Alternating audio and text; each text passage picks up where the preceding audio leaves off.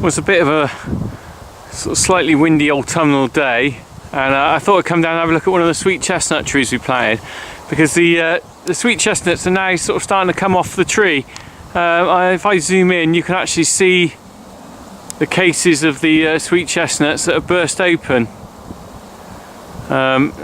If you look up there, you can see them still on the tree.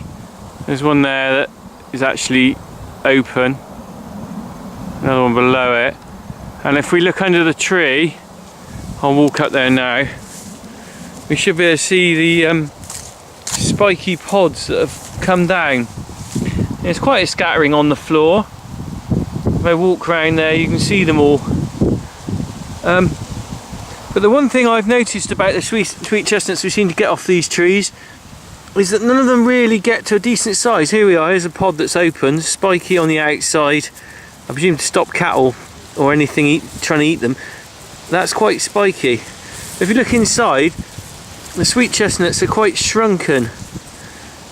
You know, you're not going to get roasting those on an open fire like the old tradition. There's nothing in them to eat. And I've looked around on the floor, all around here, trying to find a decent one, and I found one. Here it is. That's what a sweet chestnut should look like when it's open out of the seed pod.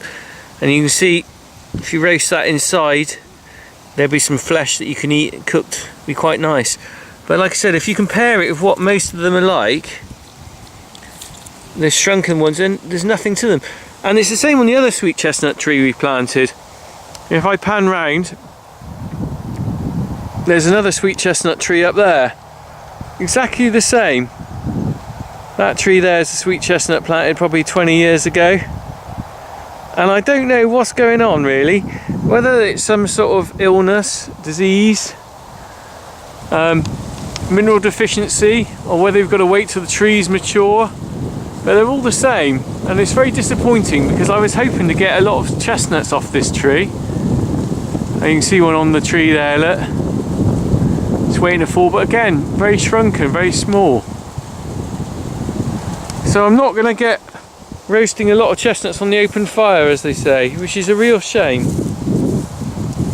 Anyway, I'm just nipping through the fence here because it's time to get the cows in. They're just out there, and there's a few down below, and they're all in the field below because we're coming up to the end of the grazing season now.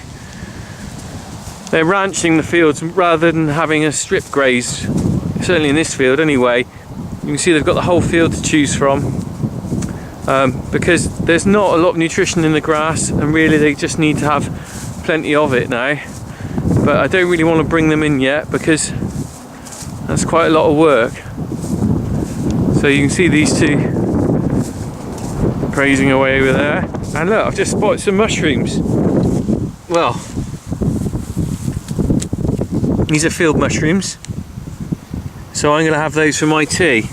That one's not really big enough to pick yet.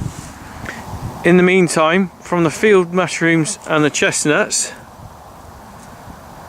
to the cows in the field down there, it's time to go.